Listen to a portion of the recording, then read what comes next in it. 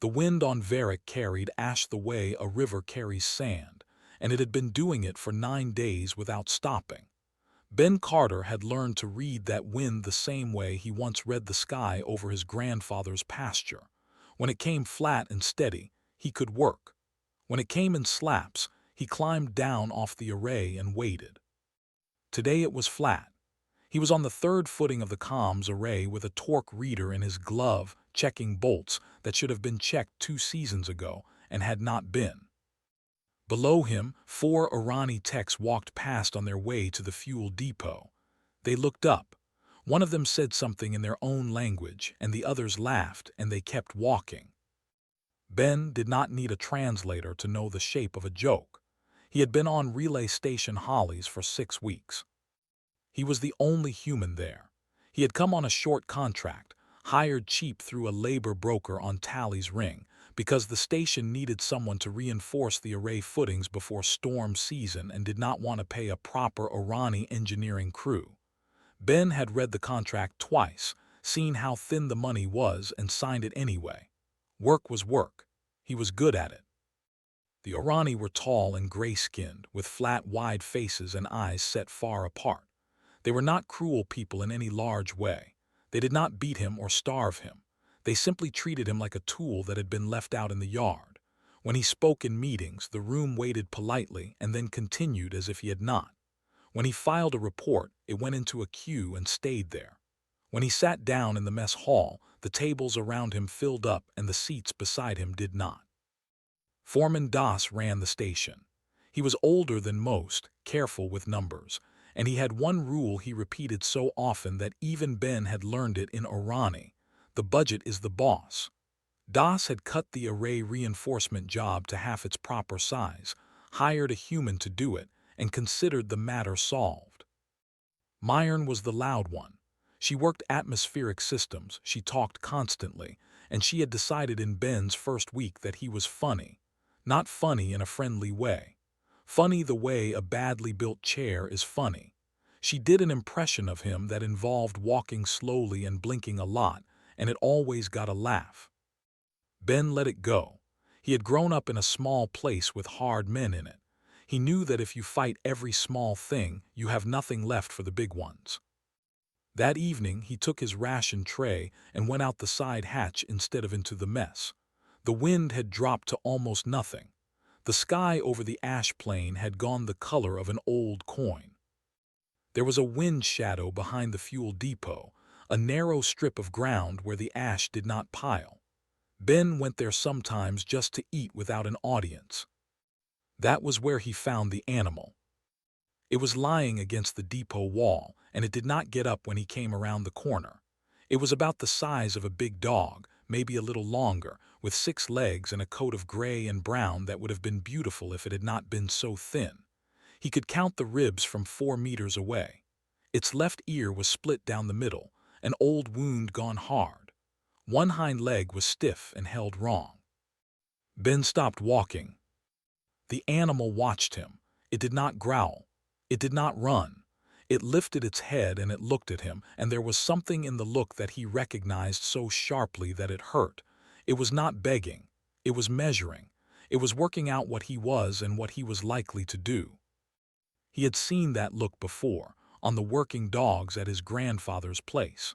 The old man used to say that a dog worth having never begs. It just waits to find out if you are worth trusting. Ben crouched down slowly.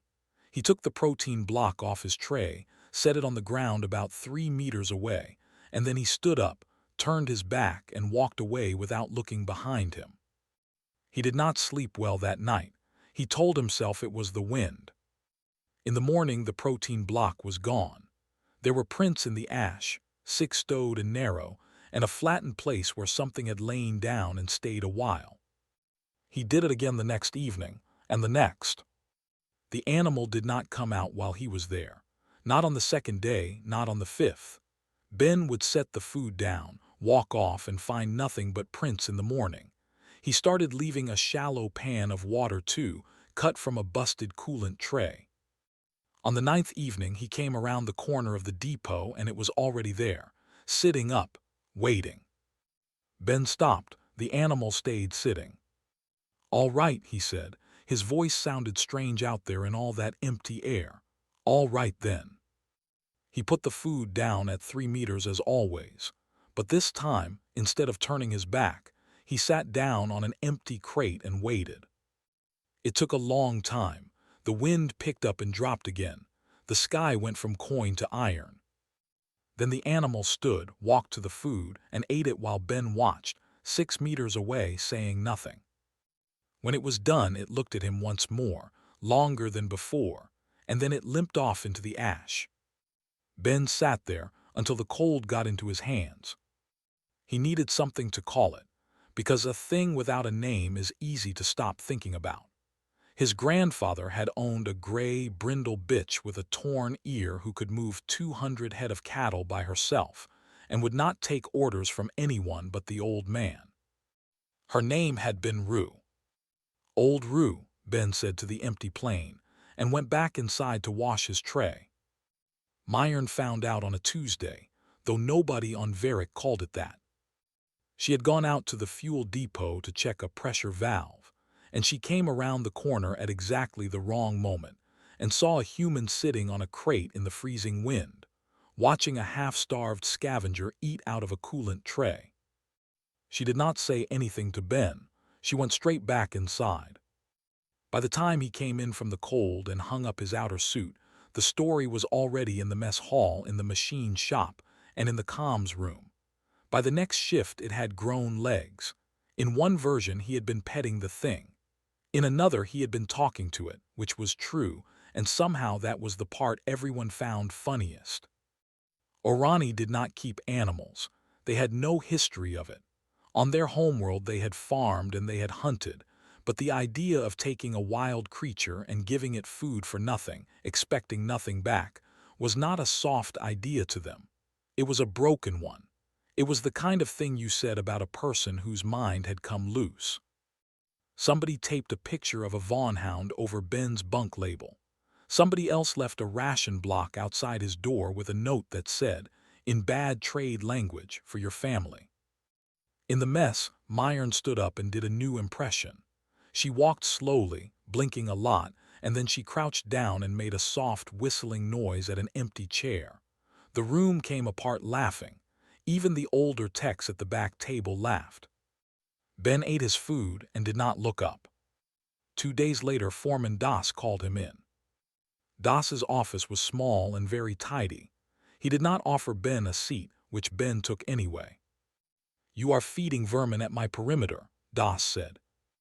"I'm feeding one animal behind the fuel depot.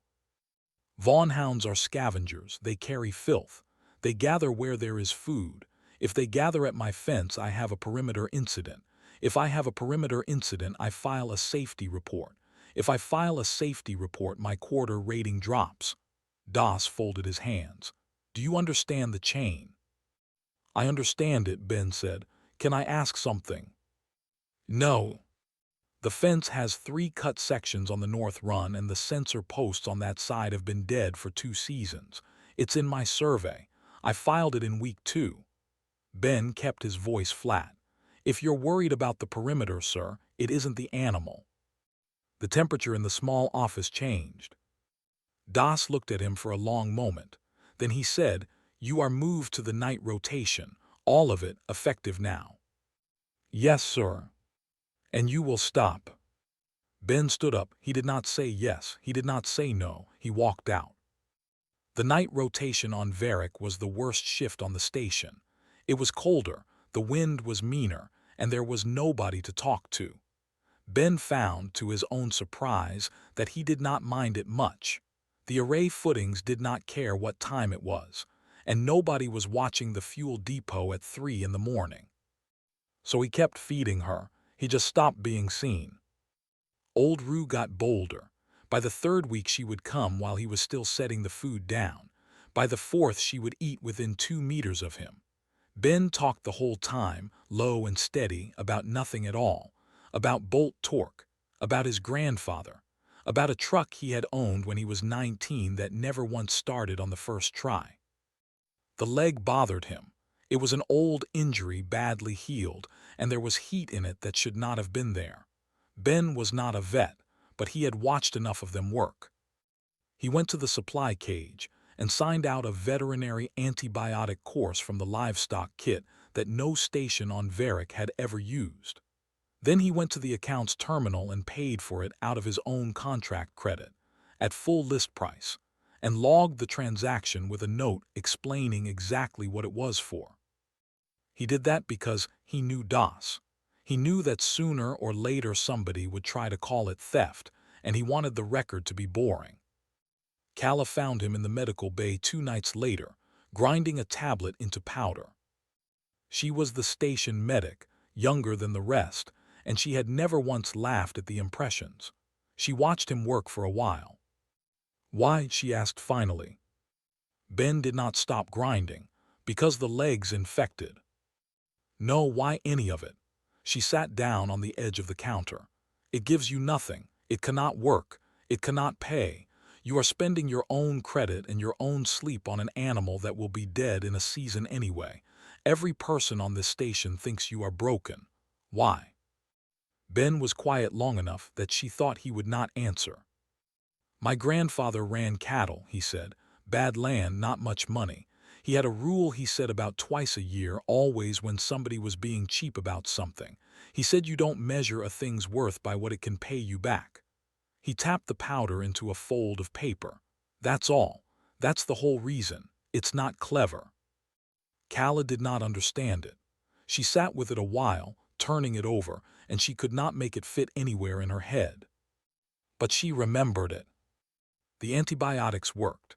Within 10 days the heat had gone out of the leg, and old Rue was putting weight on it. She let him touch her for the first time on a still, cold night with no wind at all. He held out his hand and she walked into it, and she smelled like ash and wet stone, and she leaned her whole weight against his palm like she had been waiting a long time to put it down somewhere. Ben stayed out there an hour past his shift end. 3 nights later, she did not come. She did not come the night after that either, or the night after that. Ben went out every single night for 3 weeks. He set the food down. He sat on the crate. He waited until his hands stopped working properly, and then he went inside. The food was still there in the mornings now. That was the part that got to him. In the second week, Myron saw him come in at dawn with an untouched ration block in his hand, and she said, loud enough for the whole corridor, that the human's girlfriend had finally come to her senses. Ben stopped eating in the mess after that. Storm season came 11 days early, and it did not come the way the models said it would. The models said a slow build, 2 days of rising wind, a warning window, time to secure the depot and ground the shuttles in order. What actually happened was that the pressure dropped like something had pulled a plug, and inside 40 minutes the ash plane stood up on its hind legs and came at the station in a wall. Myron was in atmospherics when the outer sensor ring went white, all 12 posts at once. She ran the diagnostic twice before she accepted it, not damaged, just blind. Ash that fine got between everything. She logged the estimate on the board for the whole station to see. Sensors dark, projected 40 hours. Shuttles grounded. No relief lift until it cleared. Nobody was worried. Storms happened. You sat inside, you played cards, you ate too much, and in 2 days you swept the ramps. That was Varick. Ben was not playing cards. He was in the survey office with his footing report open, because the storm had done exactly what he had said in writing it would do, and he wanted the numbers in front of him when it got worse. The array footings had never been fully cleared for load. DOS had cut the job to half size, which meant Ben had reinforced 8 of the 14 anchor points and written a report saying, in plain language, that the remaining 6 would fail in a hard season and take the comms array down with them. He had filed that report 5 weeks ago. He had checked its status 4 times. It sat in a queue marked pending review, and it had not moved. He went and knocked on DOS's door anyway. DOS opened it, looked at him, and said, "The storm is a weather event. It is not an engineering event. It's both. Your report is under review. It's been under review since before I met you. Ben kept his hands at his sides. Sir, 6 anchor points. Give me 2 techs and 8 hours and I can shim them enough to hold. In the middle of a squall. Yes. Das almost smiled. No. The door shut. Ben stood in the corridor for a while. Then he went to the equipment locker, signed out a torch, a hand light and a survey drone, and put on his outer suit. He was not going to shim 6 anchors alone in a storm. He knew that. But he could get eyes on them, get real numbers, and put something on record that even a Q could not swallow. He went out the north hatch at 23:40 station time. The raiders came over the west ridge at 1:10. There were 9 of them, in matched cold weather gear, and they came on foot with their vehicles left below the ridge line so no engine heat would show. 3 of them carried light plasma carbines. The rest carried cutting tools and empty Holl frames. They were not monsters, they were not an armada. They were salvage pirates working the frontier the way pirates always had, and they were good at it, and they had chosen this exact storm on purpose. Sensors blind, no lift, no signal out. They went to the north run of the fence, where 3 sections were cut, and the sensor posts had been dead for 2 seasons, and they widened the gap in under 2 minutes. They took the comms array first. 2 of them went up the tower with a core puller while the others held the ground. The array's rare earth core was worth more than everything else on Holly's put together, and it was also the station's only voice. At 1:26, the lights in every dome flickered once, and the board and atmospherics went dark from the top down. Myron stood up. That is not the storm, she said. She was right, and it did not help her. The mess dome door opened 90 seconds later, and 2 Irani she had never seen walked in with carbines and put everyone on the floor. They did it efficiently. Room by room, dome by dome, 61 personnel herded into the mess hall and made to sit on the floor with their hands flat in front of them. 1 machinist tried to run and was clubbed down in the doorway. Myron opened her mouth to say something clever, because that was what she did, and a rifle butt broke it across the jaw before the first word got out. She sat on the cold floor with blood filling her mouth and understood, for the first time in her life, that being quick with words was worth exactly nothing. Kala worked. She had her pocket kit and 3 people who needed more than a pocket kit, and she went between them on her knees with a guard standing over her, and she did not stop moving. Foreman Das sat against the wall with his hands flat on his knees and shook. He had never in his life been afraid of anything except paperwork. He had built his whole career out of the belief that if the numbers were right, nothing bad could arrive. He kept looking at the door as if a form would come through it. The raid leader spoke to them once in trade language, calm and almost bored. Nobody was to move. When the fuel depot was open and loaded, they would leave. Cooperation meant nobody else got hurt. Kala, kneeling, kept her eyes on the floor and thought it through. If they took the fuel, they would need cover to get down off the ridge with a full load in a storm. The simplest cover in the world on a moon this cold was to vent the station's heat exchange and let Varric do the rest. No shooting. No bodies to explain. Just a relay station found frozen after a bad storm, sensors blind, comms dead, and nobody in the sector surprised by it. She looked around the room at 61 people sitting on a floor, and did not say any of that out loud. Out in the ash, 400 meters from the north fence, Ben Carter lay flat behind a basalt shelf with his hand light off and watched shapes move through the white. He had been on the 4th anchor point when the station went dark. He counted 9. He counted 3 carbines. He counted the minutes it would take them to breach the depot bulkhead, and he came up with something between 40 and 60. He had a cutting torch, a survey drone, and no plan at all. Cold does a specific thing to a person's thinking. It does not make them stupid. It makes them narrow. Ben lay behind the basalt shelf, and found that his whole mind had shrunk down to a short list, and the list would not get any longer no matter how long he stared at it. He could run for the shuttle bay. The shuttles were grounded, but a shuttle was a sealed heated box, and a sealed heated box would keep one man alive for 40 hours. He could go in through the South Service crawl and try to reach the mess dome. 9 armed people, 1 unarmed engineer. That was not a plan, that was a way of dying in a corridor. He could seal the depot. That was the only item on the list that was actually work, and work was the one thing Ben Carter had never in his life been bad at. If the depot bulkhead was welded from the outside, they could not load fuel. If they could not load fuel, they had no reason to vent the heat, and every reason to leave fast before the storm broke and the lift came.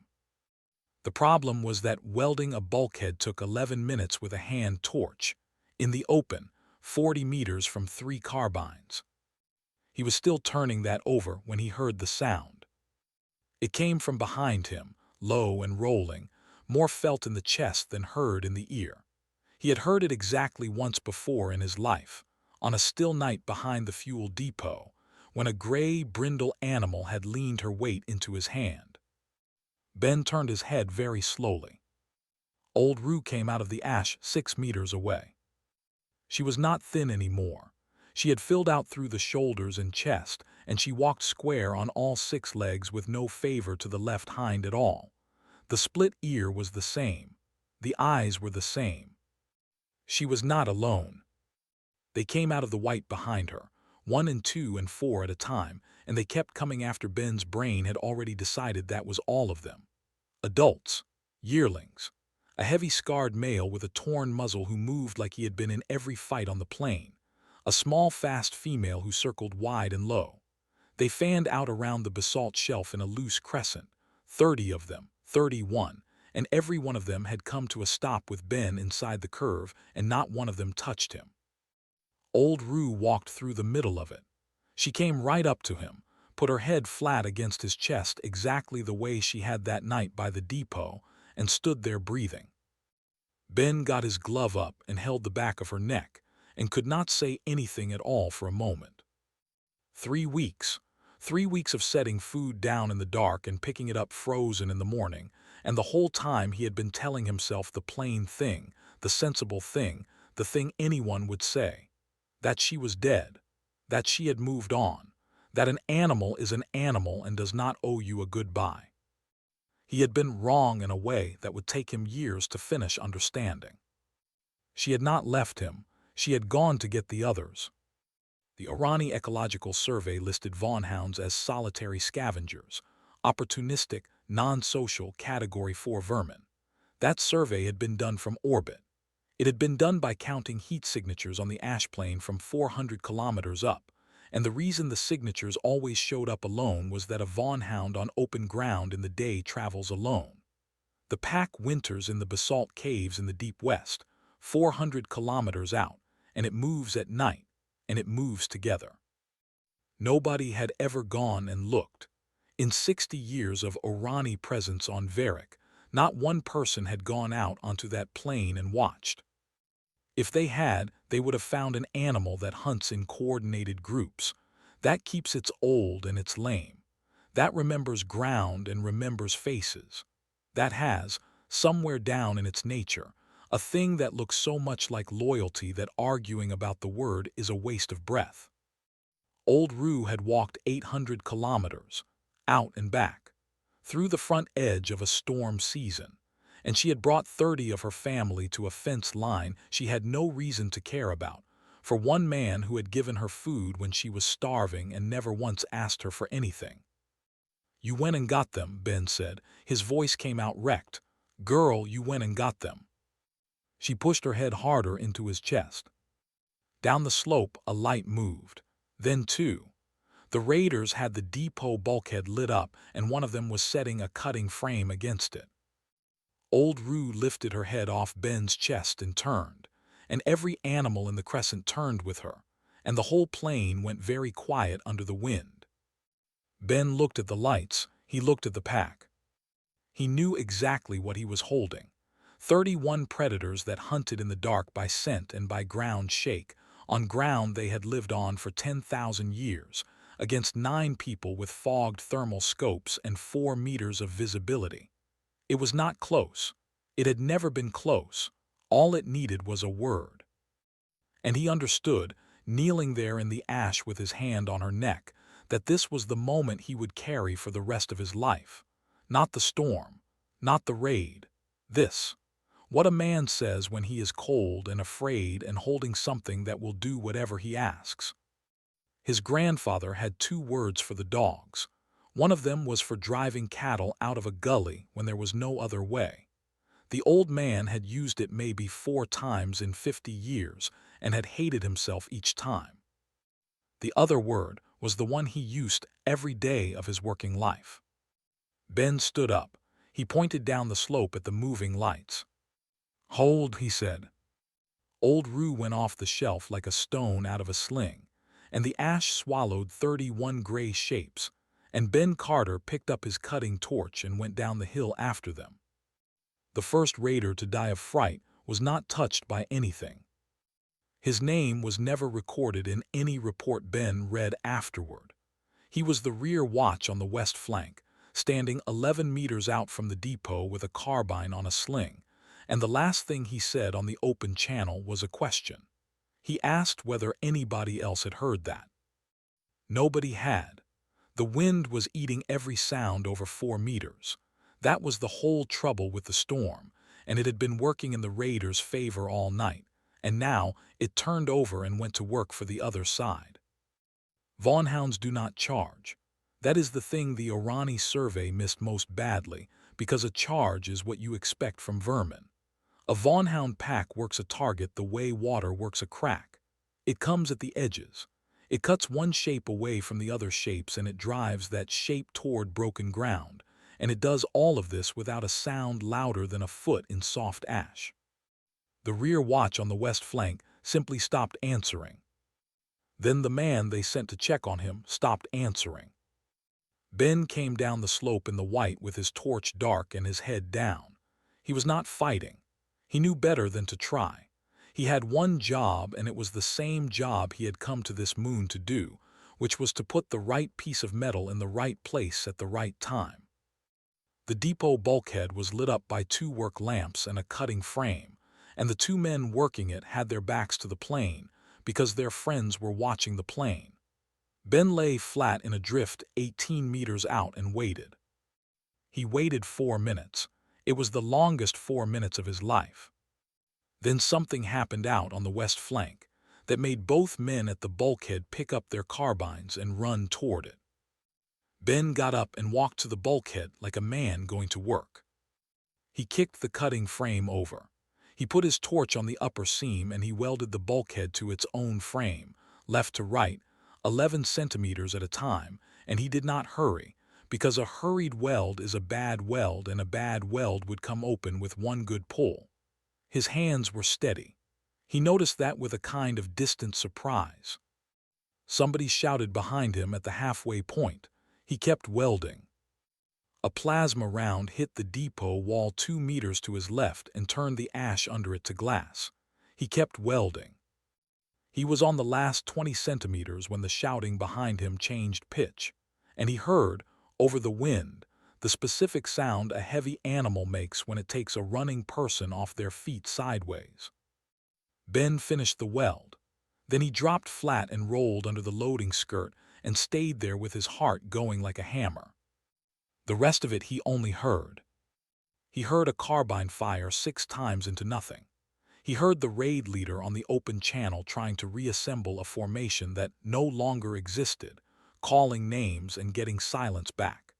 He heard someone give an order to fall back to the ridge, and someone else scream that there was something between them and the ridge, and there was, and there had been for 10 minutes. Ben had one more piece of work in him. He powered up the survey drone, set its lamps to full, and flew it slow and bright across the open ground east of the depot at chest height. 2 raiders shot at it.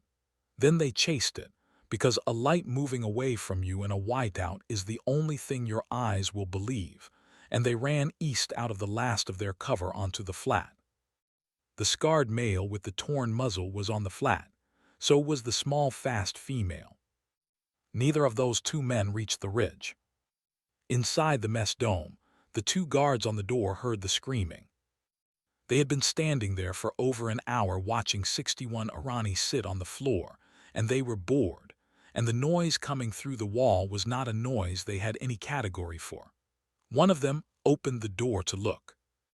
Kala, kneeling over a machinist with a broken arm, looked up at exactly that moment and saw a gray shape cross the open doorway from left to right without stopping. The guard who had opened the door made a sound. Then the doorway was empty. The second guard fired twice into the ash, and then he was gone too, backward fast, the way a person goes when something with real weight hits them below the center. 61 people pressed themselves against the far wall of the mess dome. Old Rue walked in. She came through the doorway crusted white with ash, gray and brown and enormous in a room built for furniture, and she stopped in the middle of the floor and looked around at all of them. Behind her, the doorway filled with more of them, shoulder to shoulder, eyes catching the emergency lights. Nobody in that room moved. Nobody breathed properly. Foreman Das had both hands flat on the wall behind him and was making a small continuous sound. Not one animal came further in. Then Ben Carter came through the door, and the pack parted for him like water going around a post. He was ash-white from boots to hood, bleeding from a graze across the left cheek where the depot wall had come apart, and he was carrying nothing but a cold, cutting torch. He looked at the room. He put his hand down without looking, and it landed on the back of Old Rue's neck. "Depot's sealed," he said. "They can't load. 7 of them are down out there, and I need Kala and a stretcher, because 2 are still breathing, and I'd rather they answered questions than didn't." Nobody said anything at all. Then Myron, sitting on the floor with her jaw broken and swelling, and her mouth full of blood, got out 4 words in a whisper that carried further than she meant it to. "They are animals," she said. Ben looked at her. He was not angry. That was the part that stayed with her afterward, for years, long after the jaw had healed crooked and she had stopped being funny in mess halls. "So am I," he said. "That's the whole point, Myron. That's the only reason any of you are still warm." He turned around and went back out into the storm, and 31 Vonhounds went with him, and the door swung shut in the wind. Of the 9 raiders, 7 were taken alive. 2 chose to run out onto the ash plain in the dark rather than stay, and they were not found until the thaw. Relief came 41 hours later, out of a clean sky, and the crew of the lifter spent the first 10 minutes on the ground unable to file anything at all. The station was intact.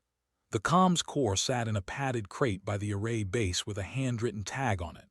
7 salvage pirates were zip-tied in a row inside the fuel depot, fed, watered, and treated for cold injury, with their weapons stripped and stacked separately.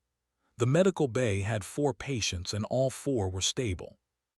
And bedded down in the lee of the comms array, out of the wind, in a loose gray and brown heap that rose and fell as it breathed, were 31 Category 4 vermin.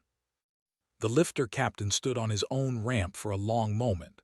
Then he asked, to nobody in particular, who was in charge here. Foreman Das said, "I am." Kala said, "He is not." The inquiry took 9 weeks. Das made one attempt. He filed the incident as an unattributed perimeter failure of unknown origin during a Category 3 weather event, which was a sentence built entirely out of doors he could walk through later. It did not survive contact with the record. Ben Carter had never been a clever man and had never pretended to be. What he was a man who wrote things down. He submitted the footing report he had filed in week 2, with its 5 weeks of pending review timestamps. He submitted the fence survey nomming the 3 cut sections and the 2 dead sensor posts on the north run, which was the exact gap the raiders had used. He submitted the account's record showing a veterinary antibiotic course purchased at full list price out of his own contract credit, with a note explaining what it was for, because he had known 5 weeks ahead of time that somebody would try to call it theft. And he submitted 11 minutes of survey drone footage of the north fence, time-stamped, showing 9 people coming through a hole that had been there for 2 years. Das was relieved of the station and reassigned to a supply office on a moon with no weather at all. He was not charged. In the end, it was not really a crime. It was just a man who believed that if the numbers looked right, nothing bad could arrive, and who found out in front of 61 witnesses that the numbers do not care. The larger problem was not Das, and everyone senior knew it within a week. The Irani Ecological Catalog listed Vaughnhounds as solitary, non-social Category 4. That classification had been made from orbit, from heat signature counts, 60 years earlier. It had been copied forward into every survey document since. It was also applied, by direct analogy, to 11 related species across 9 worlds, none of which had ever been observed on the ground either. Every one of those classifications was now worthless, and every colonial policy built on top of them, including 2 active culling programs, went into suspension pending review. It was Kala who filed the reclassification petition. She spent 4 months on it. She went out onto the ash plain with Ben 41 times and she watched, which was the entire scientific advance, and she was careful to say so in the opening paragraph. In the appendix, under supporting observations, she included one short account of a conversation in a medical bay at night, in which a human ground an antibiotic tablet into powder, and explained that his grandfather had a rule about not measuring a thing's worth by what it could pay back. The reviewing board did not know what to do with that appendix. 2 members asked for its removal. It stayed in. Myron came to him last. Her jaw had healed crooked and it hurt her when the pressure dropped. She had not made a joke in 4 months, and the mess hall was quieter than it used to be, and everyone hated it. She came out to the ridge one evening where Ben was setting fence posts, and she could not manage an apology, because she had never learned how and it was too late to start in a wind. So instead she took her own ration protein out of her coat, set it down on a rock beside him, and stood there with her hands empty. Ben looked at it, then he moved over and made room on the rock. She sat. The pack watched her from 8 meters and would come no closer, and it would be 2 more years before old Rue let her put a hand out, and even then it was only the once. But it was a start, and both of them knew it. Ben's contract ended in the spring. He did not take the shuttle. The reclassification review created a post that had not existed 6 months earlier, and the job description was mostly empty because nobody knew what the work was yet. Varick Xenoecological Liaison. Ben signed for it and built a field station on the ridge above the ash plain, 1 dome and a windbreak and a water line, and he did the work the only way he knew how, which was to go out and look and write down what he saw. Old Rue whelped in the spring, 4 pups in the basalt shelter behind the windbreak. Ben sat with her through most of it and was no help at all. He named one of them after his grandfather. A survey team came out from the homeworld the following year, 6 of them, new and thorough and full of textbook certainty. They had read the catalog.